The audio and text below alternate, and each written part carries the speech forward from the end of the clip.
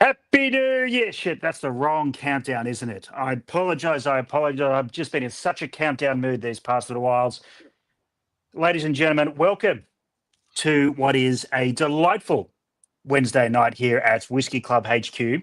As you can probably tell, I'm not at Whisky Club HQ. I'm enjoying the suns and the rays of a lovely Sydney afternoon where the sun is setting at such a rate that it keeps catching my eyes and ruining my lighting. But my name is Scotty from the Whisky Club. It is my great pleasure to introduce a couple of people who are sitting very luxuriously in the air conditioning at Whisky Club HQ. Seamus and Blakey, who I know for a fact have been working really, really hard all afternoon, rummaging through a bond house, a bond store, a warehouse, whatever you want to call it, and trying a bunch of whiskies. Blakey and Seamus, how you doing, lads?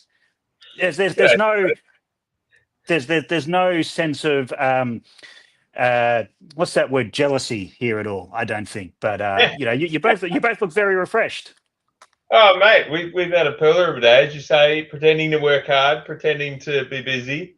But yeah, bond store visits for us. It's an absolute pleasure to be joining you from Whisky Club HQ. And Blakey, it's been quite the day. It has been quite the day. I will just clarify, Scotty, to ease that jealousy a little bit, the air conditioning is actually off because the workday is over, so it is quite warm in here. I love a building office like an old bottle store I used to work in that only operated the air conditioning to the operating hours of the store, which is great because wine and whiskey doesn't need to be air conditioned overnight. So that was a problem we had. Look, guys, it's the first time I've seen a couple of your faces in the flesh this year, so you're looking great. Blakey, your haircut is looking really, really good. I know that you were concerned about that a little bit earlier in the week, but I've been hitting the ground running this year. I know that you guys have been enjoying whiskies throughout Christmas, over New Year's, and I'm really, really, really glad that we are running the Wattam announcement this Friday instead of last Friday, because I was not prepared last Friday for this sort of carry on. Some nods on screen, and I dare say some nods in the comments as well. But I just wanted to get together and just have a bit of a chat, say g'day, and talk about what's coming up in this January release, because we have one of the biggest releases, I think, in club history. As someone who's been a member for a long time and jumped on board in the inner sanctum, you might say, in the past 3 months, one of the biggest releases I've ever seen. But then also some other releases underneath that are incredibly special, which as I've been running around Sydney town these last couple of weeks, taking a lot of undeserved credit for, by the way. But overnight, we've seen a couple of the international blogs pick up on the news a little bit, I guess, dumbfoundedly, that there is a Glenmorangie exclusive to Australia and New Zealand that they hadn't heard about before. So, I mean, Seamus, I've got some in my glass right now, but the headline for this week is the Glenmorangie coming through. Can you take us back quickly to the formative, where did this start? Before you're even, kicking around bond stores, where did this start?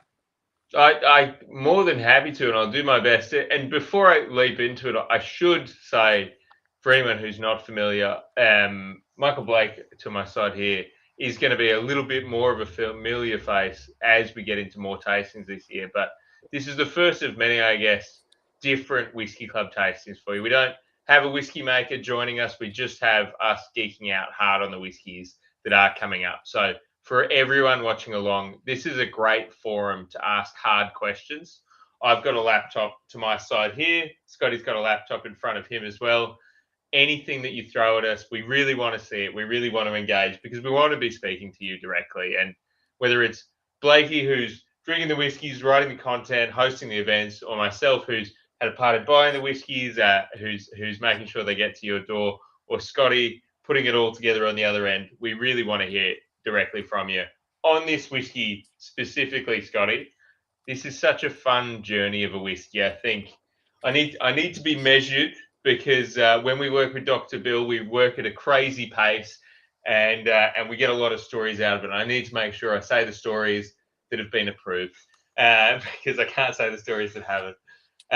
But it's been a long journey. We've been working with Dr. Bill Lumsden and the Glenmorangie Distillery since 2020. We've been putting projects down and putting things together. We started it all with a fortified cask release, and it feels like coming to home. That after a brief dance with Calvados, our next created exclusively for the Whisky Club is, again, jumping into that fortified, although not quite. So this was a whiskey that was kind of born out of an opportunity. I would say a few years, 3 or 4 years back, we started the conversation with Dr. Bill. We were hot on the heels of the Amontillado cask, which was the first time Glenmorangie had created a whiskey for anyone. And we were basking in how good that whiskey was, and sitting down with Dr. Bill and saying, what's next? What shall we start work on? And Dr. Bill kind of came with a few cask parcels and cask options. And we, I think, all silently realized in the room that something like the Whisky Club, something like the 38,000 members here in Australia, could be absolutely perfect for giving Dr. Bill and Gillian this outlet, this avenue for some of their insane experimentation, pioneering kind of pilot projects, and these odd cask projects that they were undertaking. And we got it pitched to us as an idea first, and we tasted the liquid shortly after, and well, it really just became a no-brainer at that moment.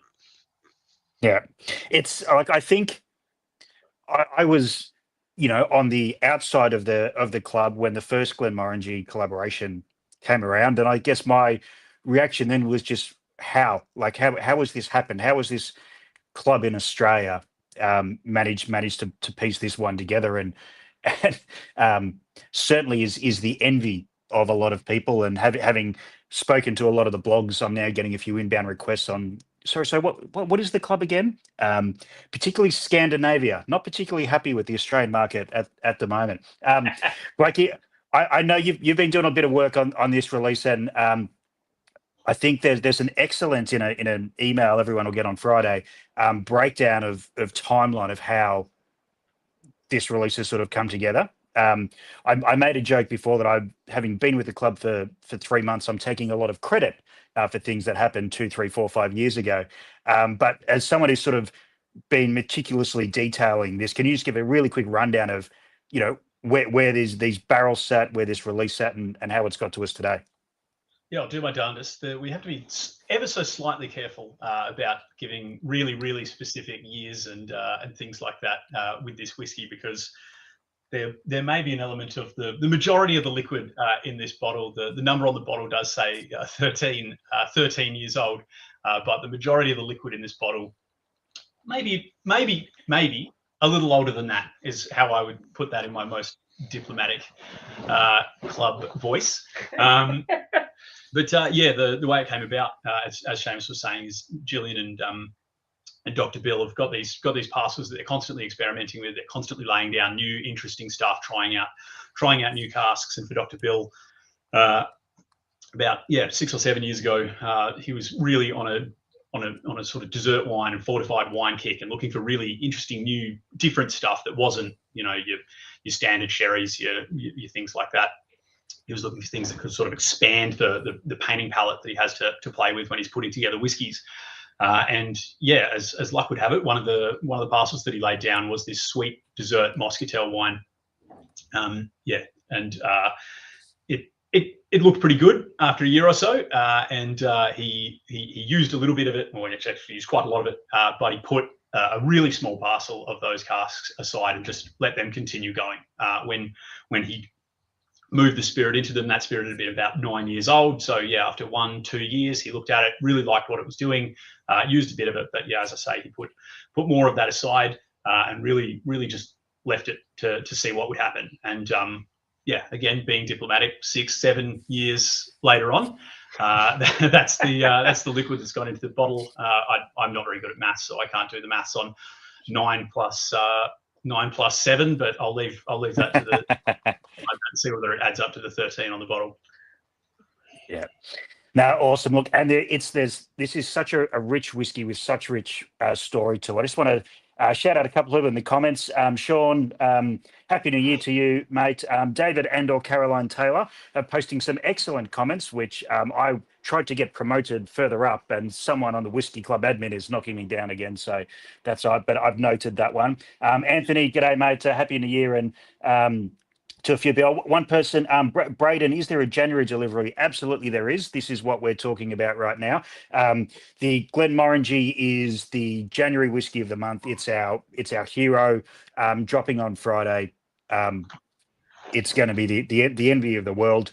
This could be a bad whiskey, and it would be the envy of the world. Unfortunately, luckily, it's not.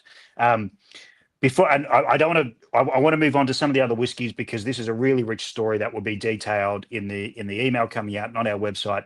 But one thing I want to say is I've spent the last sort of 3 or 4 years dealing in very bourbon style whiskies, and particularly in the Australian whiskey market. And when you talk about bourbon, you're talking about oak. And you're talking about the management of that oak. And in Australia, just with our climate, you can probably see out the window here, we have really extractive oak barrels. And so managing that oak and trying to slow that process down is really, really important. My brain had been so attuned to that. And when I joined the club, this was one of the first whiskeys, Seamus, you poured for me. And having, to my, own negligence, I hadn't had a Glenmorangie really since the last club one, to be quite honest with you. And it was just such a revelation and such a reset of my whiskey brain, having been so much in that world, that, whiskeys can exist without this really obtrusive, obnoxious oak that when is managed is beautiful.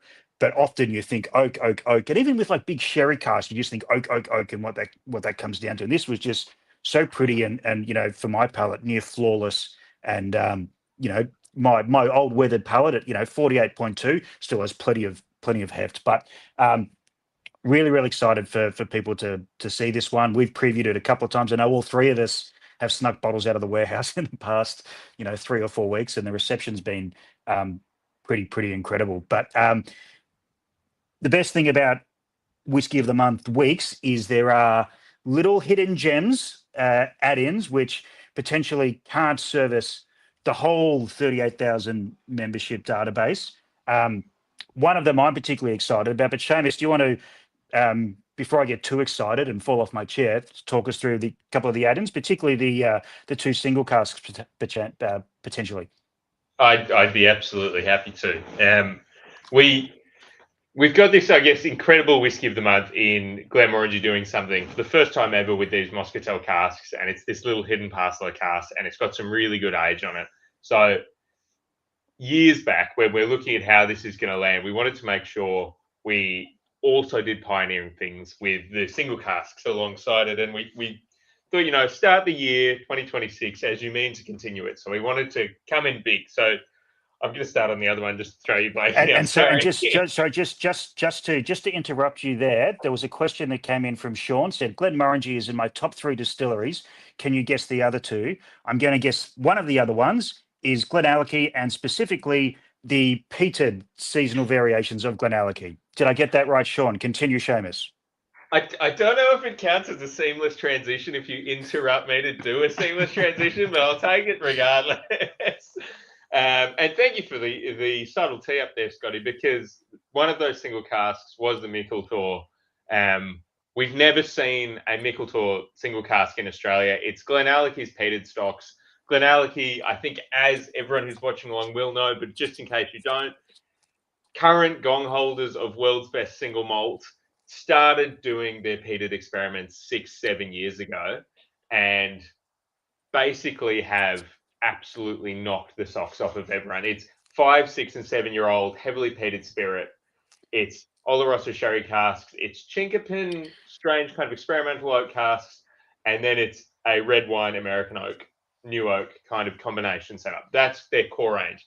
Their single casks, literally, sometimes when we're working on whiskies, you go back and forth with whiskey makers, you get 20 cask samples and you work out what the best one is. Sometimes you see a cask and you don't need to keep walking.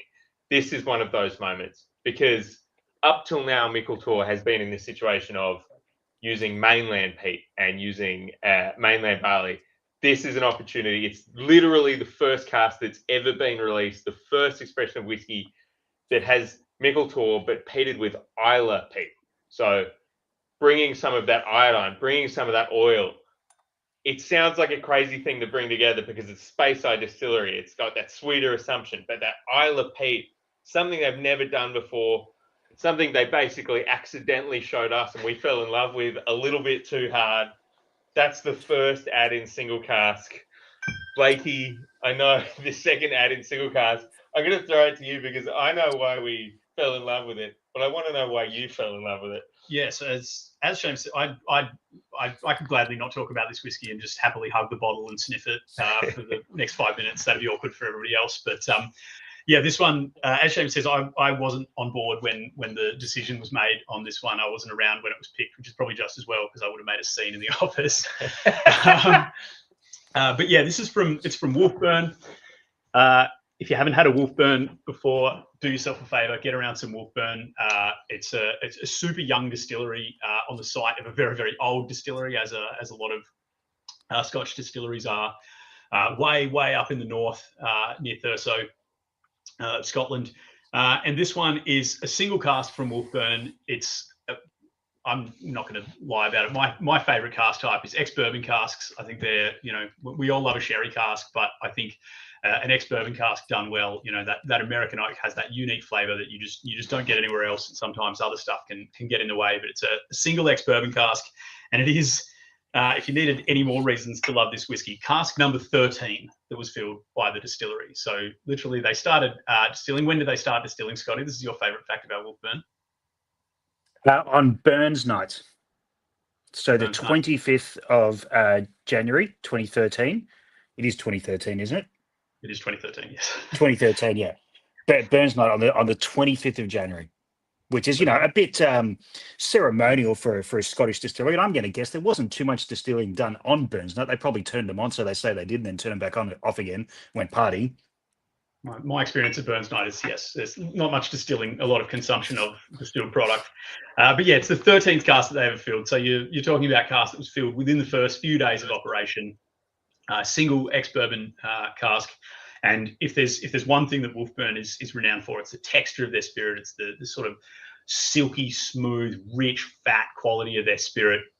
Carries heaps of fruit through as well. They've got that sort of New World style of a big, delicious spirit. And then it's had 12 years in a single bourbon cask. And I tasted this actually with a whiskey maker who was in at HQ visiting. And we were sitting there having a dram, and they pointed to the bottle and they said, "Can I have a glass of that, please?"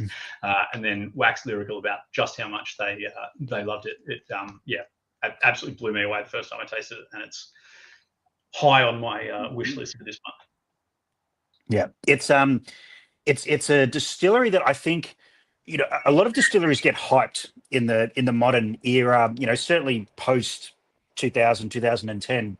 But in my previous life, I was working in a bottle store and was lucky enough to interact with a lot of importers and people, and someone passed me a sample of a 1.5-year-old spirit and just said, "Try this. I have no room in my portfolio, but if you ever wanted to get into importing into Australia, you need to look at this distillery." And it was Wolfburn, because the spirit at that age, at 18 to 24 months, was just gorgeous. When it should be at its worst, even for young whiskies, that period can be really troublesome.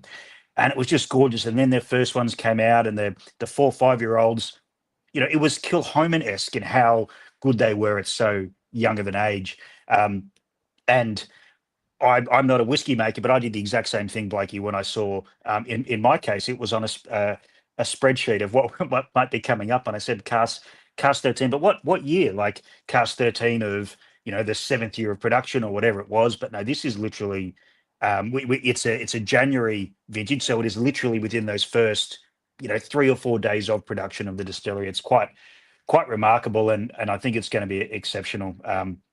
There's 250 odd bottles, I think, in the barrel here. So this is going to come and go. But I wanted to a couple of quick questions from the chats that have been coming in. Anthony has placed his vote in the Whiskey of the Year polling, which is still open for another week or so. He voted for Redbreast, for the Redbreast pair from last year, and did anchor that comment with, "Is there any more Redbreast coming through in the future?" I have no authority to say anything. Yeah, that's an interesting question. If only there were a thematic month to deliver more Irish whiskey to our members. I can't think of any specific day a day of the year where you might want to drink Irish whiskey and what month that might fall in. That'd be. God, this is a dull joke. Yeah. Yes. Just to remove, we love Redbreast, and I think if you zoom out a little bit, sometimes on the whiskies that the Whisky Club work with and the distilleries and brands that the Whisky Club work with, you'll see a real love for distilleries that are really honest about their craft and work really hard to kind of show their whiskey in an unfiltered, proper, authentic way. And Redbreast is absolutely one of them. So I can very confidently tell you Redbreast won't be a stranger to the Whisky Club in 2026 or really ever going forward. I can also tell you that we're working on bigger and better projects with Redbreast into the years ahead. But yeah, Anthony, knowing from the many years of seeing you in Facebook comments and live streams like I do, I think you'll be very, very happy with the next Redbreast that we're bringing you. Yeah. Excellent. There's a couple of people saying March might be a good month in the comments. I can't imagine why that would be. But let the comment do the comment. Another quick comment. While we were talking about single casks, Tim mentioned we talk often about the whiskies that appear. You know, the ones that we bottle, they come along and you know they exist in the Whisky Club releases and the ones we wax lyrical about. How often do you find ones that I think Seamus, you said there's ones where you stop walking. How often do you find the ones where you start running away from? Like how often do you stumble across really, you know, unbottleable bad whiskey? Sorry, Tim, I elaborated on your question a little bit longer than you wrote it, but I wanted to turn the screw a little bit. I would ask a whiskey maker to track them. You can't do it to me. I think the answer is maybe not frequently, but not rarely either. You do get cask samples just with the very fact that in the room that's just off camera there's about 400 to 600 cask samples. We're reviewing about 300 casks a year, give or take. You inevitably get flawed casks. You would inevitably run into faults. You inevitably find casks that just aren't ready yet. And the best part about anyone's job on the whiskey panel, which is a great team of people at this point, is we're in a position with a lot of these whiskey makers where we can now give them that feedback and say, hey, thrilled that you've submitted this and we're really excited to give you this feedback, which is, you know, let's check back in on it in 6 months or let's re-rack this into a chiller cask. But yeah, I would say that the number of good casks is far outstripping the number of bad. And then it's just how many of those are absolutely incredible casks, which as much as sometimes you have to go looking for them, you don't often have to go looking that far for them. There is some absolute pearlers. And to take it to the Wolfburn that's in this glass here, there are 9 Wolfburn single casks samples in the lab there, and there were sherries, refill sherries, peated, unpeated, first fill bourbons, refill bourbons, ex-Lafroig cask samples in there, and many of them were absolutely fantastic. But this was the one whiskey that just tastes unreplicatable. Like it's a perfect first fill bourbon cask, single cask, and that is a quite hard thing to do. And strangely for me, this whiskey took me back to trying Clynelish for the first time. A cask strength, oily, waxy, fruity Clynelish. And I haven't tasted that in years. And it made it so hard to walk past. That whiskey sample they sent us was only 200 mils. And there is about 10 mils left because it just got visited so many times just to double check. And as we're sitting here as well, just the fruit coming off this, like, you know, we're talking about texture and things like that, but the like stone fruit, like nectarine, peachy, like freshness, it's just awesome. Yeah, look, I think this is particularly the Wolfburn, knowing your love for it, Blakey, and my historical fascination with this distillery. For anyone watching and listening tonight, we don't care if you want this one or not, because we're going to buy it all if you don't. I could not care whether you add in, double up, whatever this one, because I'm going to buy whatever is left and bathe in it for the rest of my life. A couple of more comments coming through. That month March is being kicked around a lot, discussing Irish whiskey. Look, it's a bit of a St. Paddy's Day thing, right? Look, I don't work in the logistics side of the business for quite obvious reason. I'm on the consumption side of the business. So whether or not what can come in or not, but we have already announced something Irish that is coming in the earlier parts of this year. A Dunville's single cask, which has already won a award, the Ireland's best cask strength whiskey last year. There it is in the flesh. I haven't actually seen this in the flesh before, so thank you, Seamus. But maybe we might be yelling and screaming at some boats to get it in around that time. Boats will do what they want to do, but that's up to the logistics team. So all the yells for Powers and Middleton and all the other stuff going on in the chat there. Whatever does land in March, I'm not breaking any embargoes because we broke that embargo in November last year when it won the award. Dunville's is coming. There is more Dunville's coming. Laura answers, are we going to get TWC merch? Laura, stop it. Stop. This is a planted question, Laura. I know this is a planted question. For those playing at home, I'm a big fan of merch, and so I've been putting that forward. And people say, Scott, that's not your job. You need to do other stuff than just dream about merch all day. But that's what I do. Brayden, any chances for any other Tassie drams in the future? I dare say that when I mentioned that Seamus and Blakey have been working this afternoon, that was at somewhere nearby to their Hobart office. So that's probably a key there. That yes, that is coming down the line. Sean says it wasn't Wolfburn and Glenallachie, his other two favourite distilleries. Glen Scotia was one of them as well. So there's nothing wrong with Glen Scotia either. Okay. And then just a general request that where was our invite? And I'd encourage anyone to, when you find Seamus in the street, just follow him to the office and just go and drink with him and Blakey at the lab. I don't know which pubs they drink at, but I do know that Blakey can be seen at various public events throughout the week in Hobart Town. So if you find him, just follow him home. That's what I encourage you.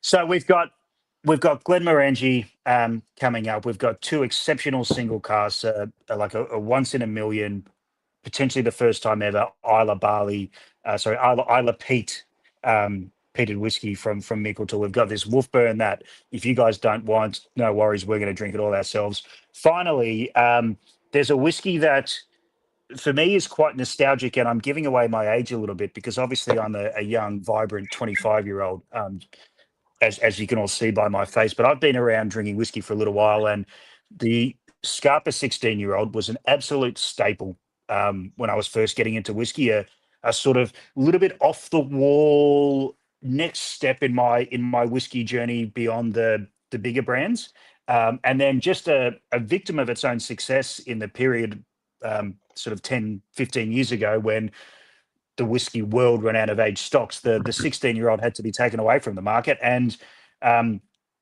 very, very happy and delighted to say that it's back and it's here, and of course it's coming to Australia through the club. Seamus and Blakey, you guys would have fond memories of this whiskey from back in the day, in its previous form, and what do you think of the current one? Scapa 16. I mean, Scapa as a distillery broadly, as you say, Scotty, it is that part of your whiskey journey where you're toddling along. You've had your introductory drams. You've fallen in love with Highland Park, and then somebody's like, "Oh, well, there's another distillery on Orkney, don't you?" There's what? There's four, and then you taste it, and it blows your mind. You mean Orkney's an actual real place? The Scottish just haven't invented it. Yeah, it doesn't sound made up. You're looking for the little bottle. I was, yes, yeah. I want some. Yeah, you want some.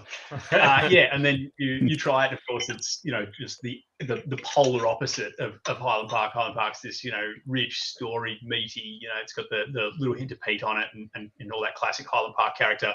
And then you taste Scapa, and it's like extraordinarily like light, massive tropical fruit because of their deeply weird still and their very long ferments.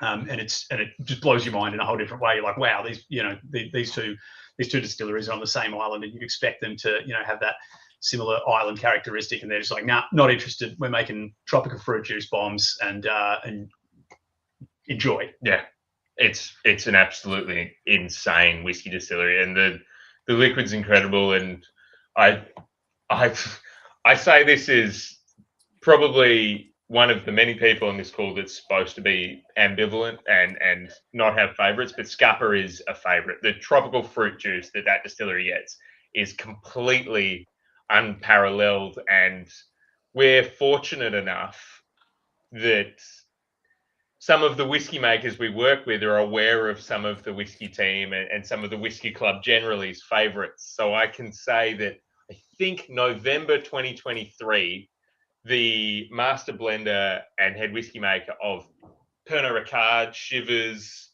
the company that owns so many incredible single malt distilleries like Aberlour, like Glenlivet, like Scapa, discovered that we had this love and gave us a little phone call and said, we're bringing it back. We're revamping it. We're doing it at a higher ABV. We're doing it properly, all first fills, big, rich, fruity thing. And we went, incredible. And they sent us March 24, thank goodness. They sent us literally in this bottle a cart sample. Trader, yeah. They sent us a cast sample. They sent us cast samples. I've had the fun one taken off me. They sent us cast samples of the 10-year-old, the 16-year-old, and the 21-year-old, all yet to be released. And we were on the floor impressed with how good all three of them were. So it then became a thing of how quickly are you bottling this whiskey? How soon can we get this whiskey? And air freight us bottles as soon as you can. And literally, it's taken 2 years, but we're finally there. We're finally at the point where we have this whiskey. Sometimes in whiskey, things don't move as quickly as you want. I think yesterday we were looking in whiskies for 2028, 2029. So sometimes we have to be patient in this job, but this is a whiskey that was so worth the wait. It's absolutely incredible. Thanks for asking for the bottle again, Jess and/or Scott. It's pretty remarkable. I mean, like, this is it's such an incredible whiskey, and if we want to talk about merch, I think Blakey and I quote said tropical fruit juice bomb. If that doesn't belong in a t-shirt, I don't know what does, right? So that for me is perfect. And there's, as you say, 2 years to get here. I've seen this bottle go for the equivalent of about 400 Aussie overseas and through various people. It's here at 195. I think it's landing in as an add-in. The demand for this, and I don't know, whiskey for me it's a social drink, but when you smell something, you remember where you were the first time you smelled that thing, and it pulls on the memory heartstrings a little bit. And I'm so excited to have a bottle of Scapa 16 on the shelf, a staple from 15 years ago that has been long gone. And I've kept a couple of bottles knowing that, this is going to be discontinued. I better keep a couple just in case. I had no warning with Scapa. I wasn't, plugged into what was going on back then. I just thought I went to the store the next, month and tried to buy another one. No luck. So it's an absolute pleasure to have this one back. It's a really rubbish way to start the year, Seamus and Blakey. I reckon, sort of like the envy of the world in the Glenmo, particularly Scandinavia. That we're very good friends with Scandinavians, but geez, we're not their favorite people right at the moment. A Wolfburn cask that I could have sworn that the first 50, 100 casks of that distillery have long been sold and blended in. A Meikle Tòir Islay, which might be one of the most heavily peated whiskies ever to be released in Australia. Meikle Tòir just generally, and the comeback of an absolute legend. In the not just Scapa, but the Scapa 16 specifically. It's pretty special. I mean, how are you guys feeling having had to come back to work this week? Some have never left work, Scotty. Some of us have just been working.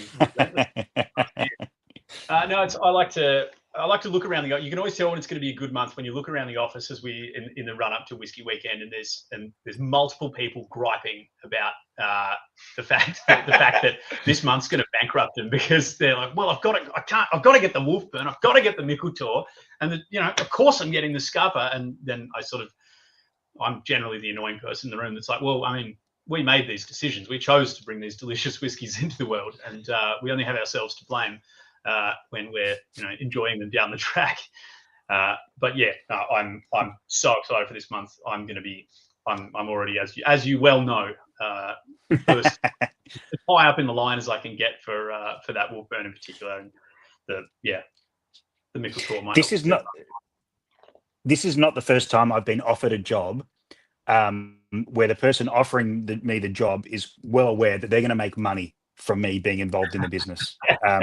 It's happened once or twice before, and it's happening again, but that's all right. I've been a member. I'm a double-digit member for those who might remember the wild days of 2013, 2014. So I'm very well aware of the club being a very pertinent and consistent line in my monthly budgets. There's no surprises when it comes to the club anymore. Look, I know, Blakey, you are going to be up and about in Tasmania, but also potentially on the mainland this year doing some events. I've got some events coming up that I'm just working on this week for people. Obviously, I'm Sydney based, so I'm talking about New South Wales, but we are looking to go further into a few other states. Blake, anything you can sort of let slip about some events in Hobart coming up, Blakey? Anything you can release? Yeah, potentially. Well, not potentially. It's happening in mid-February. We're going to be hosting Phil Thompson from Thompson Brothers and Dornoch Distillery. Exactly where it's going to happen, exactly what it's going to look like, is still slightly up in the air. We're just locking down exactly where we want to do it and how many people we want to squeeze in to drink all of the delicious things that Phil brings over in his suitcase. But that is not one to be missed because I reckon he's going to bring some absolutely smashing stuff. It's not often you get to chat to a whiskey maker who's also a person who independently bottles their own stuff and at a massively high level as well. So really looking forward to that. That'll be keep an eye on the events section of the website for over the next few days and the socials, and you should see that popping up. Yeah. I saw a few comments about people saying, like, let's get some more meetups together. Bang down the door. Send us an email, send us a message, leave a comment here. I know certainly in where I am, I'm speaking to my location, but we had such great fun at the Roosevelt. We're going to do some Friday nights where I just rock up with a couple of maybe secret preview drams. Had a great night at Enzo's out at Campbelltown the other week. I know I've had you must come here in the first 3 months to the establishment bar in Dubbo, so I'll be going there as well. But yeah, let us know where you'd like us to rock up, because as you can probably get that feeling through the computer screen, we absolutely hate sharing whiskey. It is one of our most hated things to do. We're like sitting at home and being boring. No, we love getting out there. We love the interaction. I did ask Seamus and Blakey to sit here for 20 minutes when they should have already gone home, when the air conditioning is off. We're about to tweak over to 40. So I want to say a big thank you to you guys for indulging me and just having a little bit of a chat. There's a saying that goes around, and I'm sure everyone who's gone back to work in the past week or so is getting stuck with those meetings that should have been an email, or those phone calls that could have been a Slack message. This is how this started a little bit. I was like, do you want to just talk about the Wolfburn and a few other things on a live stream? Like, yeah, go on. So thank you guys for putting up with my want to just feel that personal connection of drinking with you guys this afternoon. Look, Scotty, it's an absolute pleasure. It's always nice to share a dram with you and with the members. I hope a lot of the members watching along are dramming, even if you can't be enjoying the best peated whiskey I've had all year. But for everyone who is watching along, please do let us know if you want to see more of stuff like this. We love doing it. Obviously, you can't stop us talking about whiskey, but if it's worth hopping on the live stream, having some chats, ask us your hard questions. We want to answer them. We're always up for doing it. And between everyone in this room, Jess in Ireland, Craig in Scotland, Gail in Japan, there's an absolute team of people behind the screen that are up for having whiskey chats with you, and we're very, very excited to do so. Yeah, and it may be that I've had one Glenmorangie and a couple of drams of the Wolfburn this afternoon, but I'm going to make some promises right now, according to the chat. I've seen 2 requests for Newcastle from Peter and Eleanor, so I'm coming up there before the end of March. February's quite busy, but January. But yeah, before the end of March, I'll come up. We'll do some previews of what's already been, but let's look at some stuff that by then will be coming up into the future. So definitely that. Gold Coast and Brisbane, absolutely. First half of the year, we're going to put some events on, get up there, and one for Blakey. Here comes the bus. I'm about to throw you under. Launceston. I know it's a long way on that big island of yours, but can you get to Launceston? Nothing would make me happier than chuffing up the Midlands, dip in the gorge, straight down to an event. Yeah, I'd love to come to Launceston. Yeah. Yeah. Awesome. Nothing but joy. Awesome. I've had another one from Amber for Goldie. Absolutely. We're coming to this. This is the year. I want to get as many members in as many rooms as possible. Whiskey is a social drink. It always tastes better when there's other people around. In the interest of letting us all get back to our lives on a Wednesday evening, thank you so much for joining in. It's very rare when I do these things, particularly, I don't know about Blakey and Seamus, but very rare that the numbers of viewers go up throughout a tasting. Normally we start quite strong, then I start talking and the numbers drop off. So thank you for bucking that trend, lads, because we've gone up, which is really cool and exciting. Keep the questions coming through. The people that will answer the emails will be the 3 people on this call right now. So thank you everyone for tuning in tonight. We will see you somewhere very, very soon, but really, really exciting. You will see you in our inboxes come Friday for, I think, the strongest January the club's ever had. Absolutely. Absolutely. Cheers to that, Scotty. Cheers.